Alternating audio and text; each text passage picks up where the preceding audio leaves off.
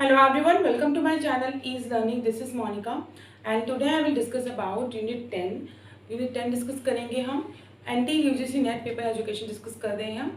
तो unit wise syllabus चल रहा है, हम कुछ दो यूनिट को साथ में भी डिस्कस कर रहे हैं। तो यूनिट 10 में वैसे तो inclusive education, person with disability act, right of person disability act 2016, ये कुछ 3 से 4 वीडियोस अवेलेबल हैं आपकी यूनिट 10 में। तो उसमें एक टॉपिक फर्दर हम डिस्कस कर रहे हैं अब, United Nation convention on the rights of person with disability. देखिए अब इस टॉपिक को डिस्कस करेंगे। यूनिट वाइज जो सिलेबस चल रहा है, जो जो यूनिट्स कंप्लीट होती जा रही हैं, उनकी पीडीएफ भी मैंने आपसे शेयर की है व्हाट्सएप ग्रुप पे।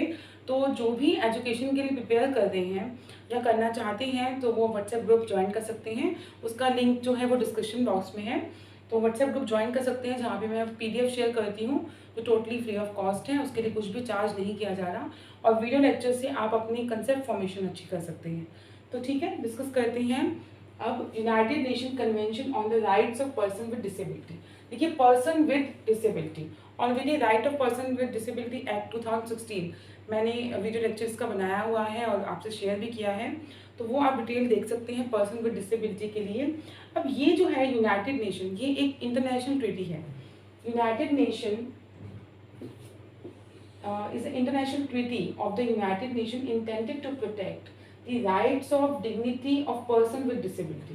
United Nation Convention किसके लिए? On the rights of person with disability. ये एक इंटरनेशनल ट्रीटी है। इंटरनेशनल ट्रीटी मतलब इंटरनेशनल लेवल पे ट्रीटी है, मीन्स कि कोई संधि होना या कोई अग्रीमेंट जिसे आप कहेंगे, जो बनाया गया to protect the rights of dignity of people with disability. जो किसके लिए बनाया गया? Person with disability. किन पर्सन के लिए? ऐसे पर्सन जिनको कुछ डिसेबिलिटी है, ठीक है, तो उनके लिए बनाया गया। अब इसके कुछ हिस्ट्री पार्ट डिस्कस करेंगे। इस कन्वेंशन को 2 पार्ट्स में डिवाइड किया गया, preamble which is the first part and second part has 50 articles. ठीक है, प्रीएम्बल आप प्रस्तावना हिंदी में कहेंगे कि इसके 25 पैराग्राफ्स है जिसमें इसको समझाया गया अच्छे से, और सेकेंड पार्ट में 50 आर्टिकल्स थे। The convention has a total of 50 articles. ठीक है, पेपर 1 के लिए भी इम्पॉर्टेंट है, पेपर 1 में भी क्वेश्चन आता है इससे।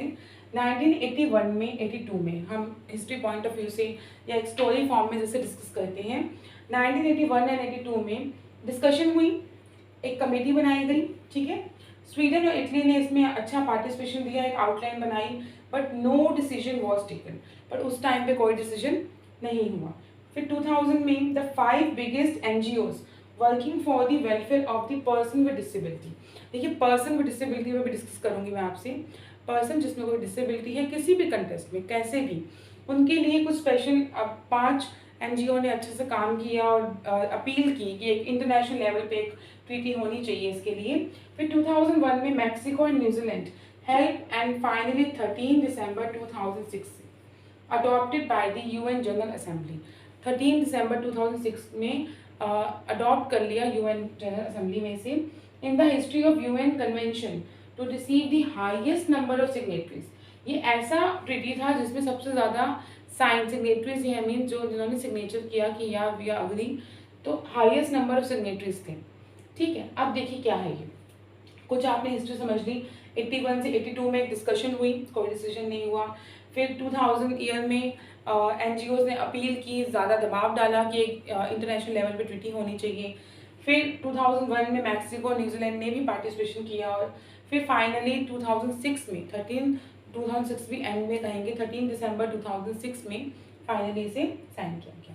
अच्छा, अब देखिए UNCRPD, RPD right of person with disability.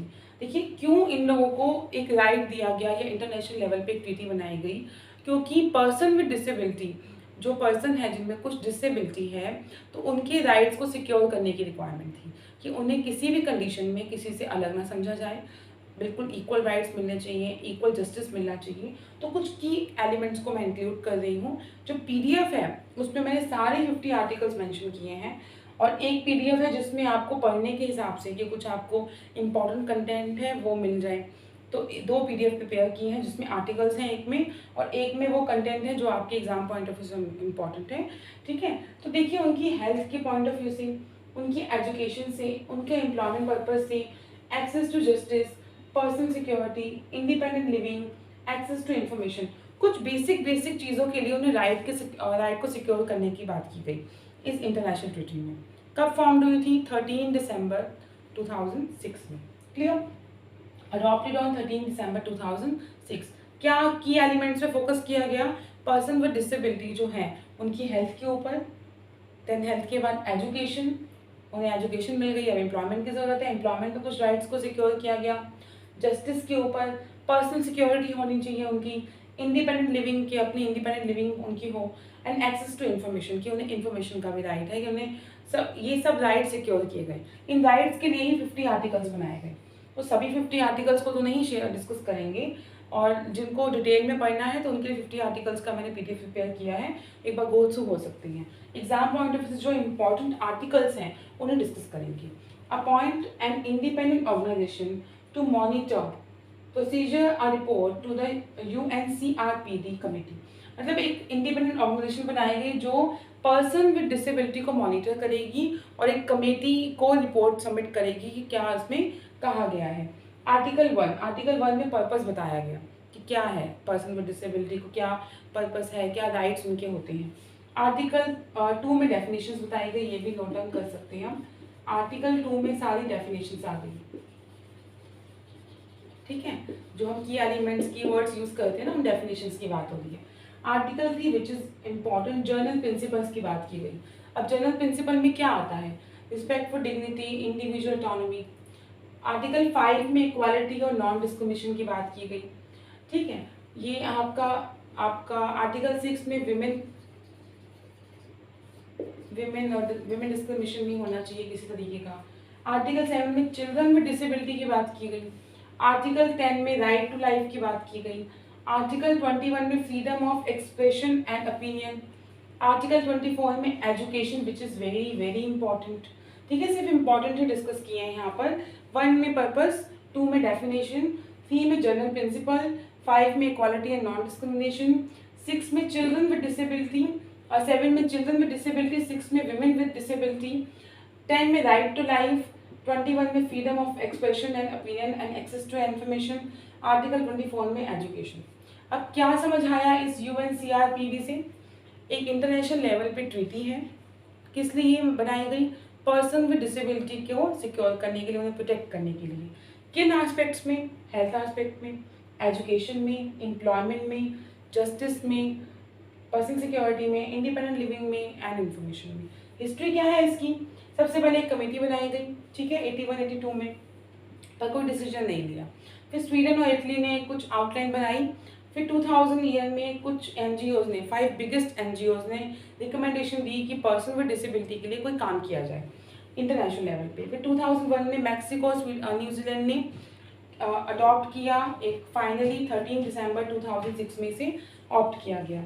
History में फिर से सबसे हाईएस्ट सिग्नेटरीज वाला कन्वेंशन था, यदि हाईएस्ट सिग्नेटरीज कन्वेंशन। और आपको की एलिमेंट याद रखना है, all human rights are universal, indivisible and interdependent and interrelated, ठीक है। जितने भी ह्यूमन राइट्स हैं यूनिवर्सल हैं, यूनिवर्सल है मीन्स कि सभी के लिए हैं। इनडिसिवेबल मतलब कि आप डिवाइड नहीं कर सकते। इंटरडिपेंडेंट, एक दूसरे पर डिपेंडेंट है, एंड इंटररिलेटेड। ये आपको स्टेटमेंट एक बार गो थ्रू होने, क्योंकि कई बार स्टेटमेंट को देकर पूछते हैं कि किसने कहा था, किस इंटरनेशनल ट्रीटी या किस ट्रीटी की ये स्टेटमेंट है। तो ये है UNCRPD। अब देखो RPD को अलग कर दो, right of person with disability, UN for United nation and C here for convention. तो आपको इजीली कई बार फुल फॉर्म ही पूछ लेते हैं। अब कैसे कैसे क्वेश्चन बनेंगे? पेपर 1 में क्वेश्चन बनता है यूजुअली फुल फॉर्म का, और कब फॉर्म हुई थी। Match the following type question आते हैं एजुकेशन पेपर में, तो आपको ईयर पता होना चाहिए। थोड़ा सा मैंने हिस्ट्री पार्ट इससे डिस्कस किया ताकि आप कनेक्ट कर पाएँ चीज़ों को। अब आर्टिकल कितने हैं? 50 हैं। इस कन्वेंशन को 2 पार्ट्स में डिवाइड किया गया था, एक में प्रियम्बल आ गया और एक में 50 आर्टिकल्स आ गए। प्रियम्बल मीन्स उसमें कुछ 25 पैराग्राफ्स आ गए, प्रस्तावना, प्रीफेस जो आप देते हैं। तो 50 आर्टिकल्स में सभी को हम डिस्कस नहीं करेंगे, एक बार गो थ्रू होंगे। तो कुछ आर्टिकल फर्स्ट में पर्पस, सेकेंड में डेफिनेशन, थर्ड में जनरल प्रिंसिपल, और एक मैं भूल रही हूँ, जनरल ऑब्लिगेशन थे एक में, वो आप PDF में देख लेना। 5 में इक्वालिटी, 7 में चिल्ड्रन विद डिसेबिलिटी, 10 में राइट्स टू लाइफ, 21 में freedom of expression, and 24 which is very very important is education. तो पेपर 1 के लिए भी इंपॉर्टेंट टॉपिक है और पेपर 2 एजुकेशन का तो पार्ट ये है ही। ठीक है, जितने भी अब यूनिट वाइज सिलेबस है वो डिस्कस हो रहा है आपसे, और आपके जो जो डाउट्स हैं प्लीज़ आप पूछ सकते हैं वीडियो के कमेंट सेक्शन में। आप उन डाउट्स को लिखिए कि मैम इस पर्टिकुलर वीडियो टॉपिक पे वीडियो लेक्चर बनाइए, तो वो मैं ले रही हूँ। बहुत सारे मुझे टॉपिक आ रहे हैं कि इस पर्टिकुलर टॉपिक पे आपको वीडियो चाहिए, तो इसलिए अभी सिलेबस यूनिट वाइज नहीं चल रहा। लेकिन प्लेलिस्ट इस तरीके से है कि आप एक बार प्लेलिस्ट चेक करेंगे तो आपके बहुत डाउट्स क्लियर हो जाएंगे, और इंडिविजुअल क्लास भी आप लेते हैं तो आपको समझ आता है कि हम क्या बात कर रहे हैं और किस टॉपिक को मैं कन्वे करना चाह रही हूँ। ठीक है, तो साथ साथ अब मैं पीपीटी फॉर्म में तो आपका एमसीक्यूज होंगे ही डिस्कस, साथ साथ कुछ 4 से 5 इंपॉर्टेंट क्वेश्चंस को मैं क्लास में डिस्कस करूँगी ताकि हम डिटेल डिस्कशन कर पाएँ उन पर, और आपकी अच्छी नॉलेज हो, कंसेप्ट फॉर्मेशन हो। अगर आपको ये चैनल एजुकेशन पेपर के लिए इम्पॉर्टेंट है और अच्छी लग रही है वीडियोस, तो please do like share and comment, और जो भी चैनल पर नए हैं please subscribe to my channel. Thank you so much.